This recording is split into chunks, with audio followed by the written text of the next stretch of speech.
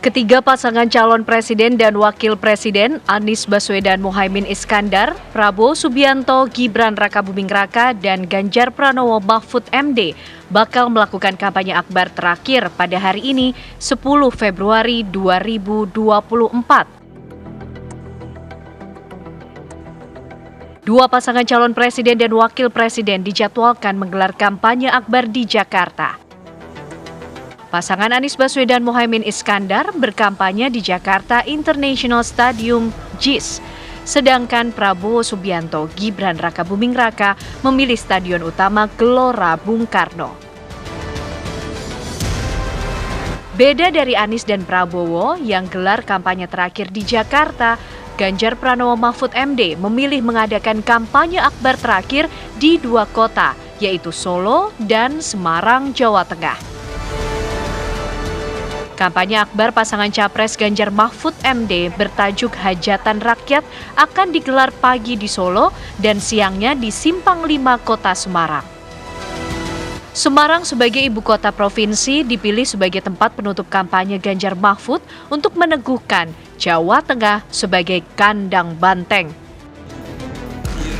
Tim sukses dari ketiga paslon saling klaim akan menurunkan massa jumlah yang besar di kampanye akbar terakhir.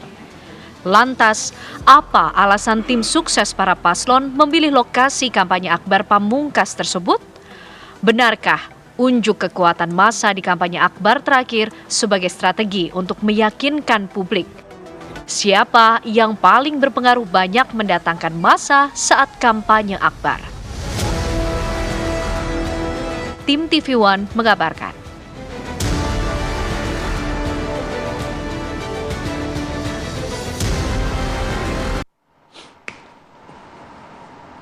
Ya, ini hari ini totalitas nih, Bay. Pengerahan massa di hari terakhir kampanye akbar. Kalau sepak bola itu total football, pokoknya ini udah menit terakhir apapun harus dilakukan. Tapi apa yang harus dilakukan, strateginya bagaimana? Kemudian yang ditekankan oleh setiap paslon pada para pendukungnya tuh apa saja? Kita bahas ya. Pagi hari ini sudah ada narsum-narsum kita. Nah, langsung saja kita perkenalkan satu persatu. Ada Bang Indra Karismiaji, juru bicara Timnas Anies Muhaimin. Kemudian juga ada Mas Astrio Felijen, juru bicara Muda TKM Prabowo Gibran. Dan Mas Michael Siadipar, juru bicara TPN Ganjar Mahfud. Selamat pagi semuanya. Halo semuanya. Gongsi Pacoy semuanya ya. Gongsi Pacoy, benar. Iya benar. Dan ini pada muka-muka belum tidur semua nih, Bang, ngurusin kampanye akbar kayaknya ya. Iya, begadang beneran. Langsung saja ya, saya mau ke Bang Indra terlebih dahulu, Bang. Pagi hari ini tadi kita udah laporan langsung penuh di JIS ya. Dan apa sih sebenarnya nanti akan ditampilkan di kampanye akbar terakhir pamungkas kali ini oleh tim Amin? Kalau kita lihat pendukung kami, relawan kami, simpatisan kami ingin menjadi bagian dari sejarah bangsa ini. Hari ini kami kumpul, mungkin pertama kalinya di Indonesia kita bicara acara Pilpres seperti ini. Mereka semua datang tanpa dimobilisasi dari berbagai daerah, dari ujung barat sampai ujung timur, dengan uang sendiri datang. Bahkan tadi malam itu banyak yang tidurnya ya di JIS gitu. Jadi ada yang bikin tenda-tenda sementara, ada yang tidur di hanya beralaskan tikar gitu. Dan pada hujan lebat juga kan tadi malam itu jam 2 pagi. Dan yang juga sangat mengharukan, relawan kami ini banyak juga membangun dapur-dapur umum. Seperti warga Kampung Bayam. Yang kita dengar mereka rumah aja nggak punya. Dan itu sukarela ya? Dan mereka bikin dapur umum gratis buat yang hadir hari ini. Warga Tanah Merah, warga Kampung Akuarium. Jadi mereka-mereka yang sebetulnya bukan orang yang berkecukupan ya, tapi mereka bahkan rela untuk membangun dapur umum, untuk memberikan makan buat semua yang hadir di JIS hari. Jadi ini sebuah kolaborasi yang luar biasa. Kami semua ingin menjadi bagian dari sejarah dan kita lihat luar biasa tumpah ruahnya dan kita semuanya ingin perubahan. Total berapa, Bang, yang datang? Masih belum tahu karena ini di luar aja masih banyak sekali ya kan. Kalau kita lihat dari kapasitas JIS itu kan hanya 82.000 ya kan. Ini udah penuh nih 82.000 ini, jadi udah lewat kan gitu. Sedangkan terakhir itu yang mengakses tiket website tiket kami ini 15 juta. Nah, kita belum tahu nanti akan berapa yang hadir, tapi jelas ini tumpah ruah deh kan. Oke, tumpah ruah gitu. Kalau Mas Rio gimana? Ini kan baru mulai siang ya gitu. Iya, tapi udah pada ramai Tapi juga udah di rame juga GBK tadi loh. tuh. Betul. Apakah juga 77.000 ya kapasitas GBK ya? Hampir 80.000. Hampir 80.000 juga sudah dipesan penuh gitu seperti nomor 1. Ya, Mas Bayu, terima kasih. Pertama, izinkan saya mewakili TKN Prabowo Gibran untuk mengucapkan Gong Sifa Choi kepada seluruh saudara-saudara kami beretnis Tionghoa di seluruh Indonesia, dan izinkan kami juga untuk memohon maaf terutama untuk warga Jakarta yang hari ini mungkin karena ada kampanye di hari terakhir di GBK dan juga mungkin ada di JIS sehingga menimbulkan kemacetan yang bisa mengganggu mobilisasi. Tapi kalau dari TKN Prabowo Gibran, pesta rakyat yang kita adakan di GBK hari ini total sudah yang mendaftar kurang lebih 500.000. Itu pun baru yang terdata. Yang terdata itu berarti yang sudah menyampaikan secara lisan baik maupun secara verbal. Tapi kami lihat animonya justru sangat luar biasa. Kebetulan saya sendiri sudah berada di area GBK dari kemarin sore, dan ternyata walaupun acaranya mulai nanti masih jam 2 siang hari ini Mas Bayu, tapi dari semalam itu sudah membludak. Dan bahkan ada beberapa yang mungkin karena belum mendapatkan akomodasi akhirnya ada berada di pinggiran GBK sambil menunggu ya kan, karena ada musik. Kemarin sekalian kita di GBK juga cek sound, kita gladi, jadi ada beberapa boleh dibilang aspek hiburan lah. Tapi pada dasarnya konsep utamanya hari ini adalah pesta rakyat.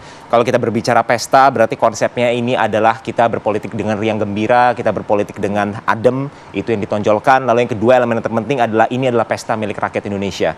Karena bagaimanapun juga ini adalah kontestasi demokrasi kita. Kita menghargai semua paslon-paslon, baik 01 maupun 03. Ini adalah ciri khas dan refleksi dari kedewasaan Indonesia dalam berdemokrasi. Ya. Makanya kalau kita ketahui di Jakarta ada 2 ya mungkin ya, satu di GBK, satu di JIS. Ya. Tapi bahkan sampai hari ini sudah dibuktikan semuanya adem ayem. Mungkin hanya sedikit rame, tapi ini membuktikan kedewasaan kita dalam berpolitik, dan inilah yang harus selalu kita junjung tinggi. Karena bagaimanapun kita adalah sesama putra bangsa, sehabis ini selesai kita harus bergandengan tangan kembali untuk membangun Indonesia Mas. Aduh, udah gandeng-gandeng tangan aja. Gandeng tangannya nanti, udah nanti dulu deh kalau itu. Bang Michael, gimana? Soal Solo terlebih dahulu, kemudian Semarang. Agak beda nih, dua lokasi nih. Ya, pertama-tama kita juga ingin mengucapkan Shinyan Kuala Gong Sifa Choi kepada semua yang merayakan. Dan hari ini kita merayakannya dengan besar karena nanti pakai baju merah semua. Jadi pas temanya. Sae.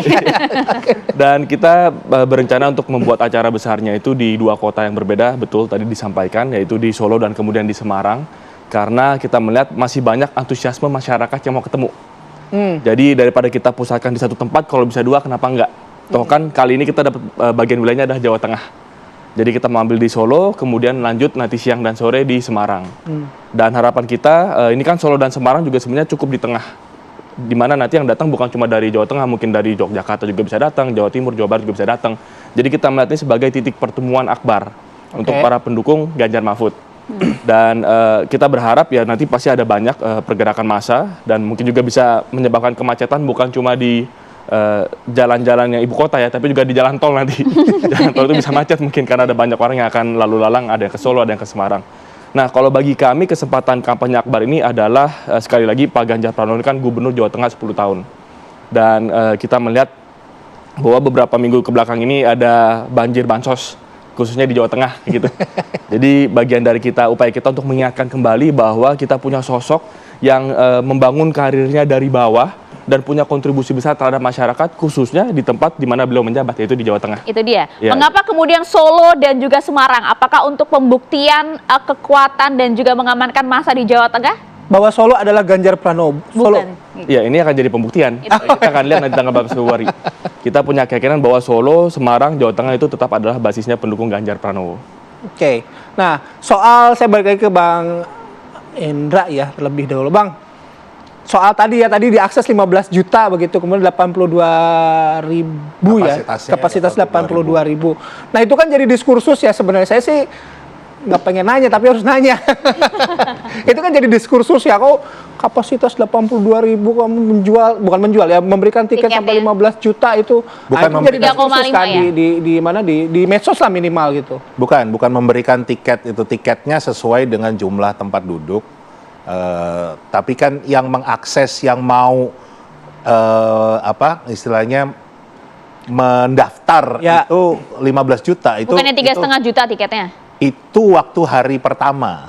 Ini kita bicara hari Kamis. Saya belum dapat update yang Jumat kemarin ya. Kayaknya udah nggak dipedulin deh gitu. Udah banyak banget kan gitu. Jadi intinya masyarakat ini ingin perubahan.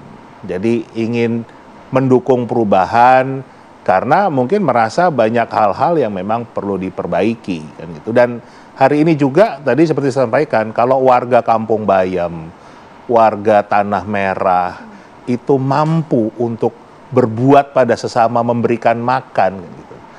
Yang namanya bansos buat kami nggak terlalu penting lagi.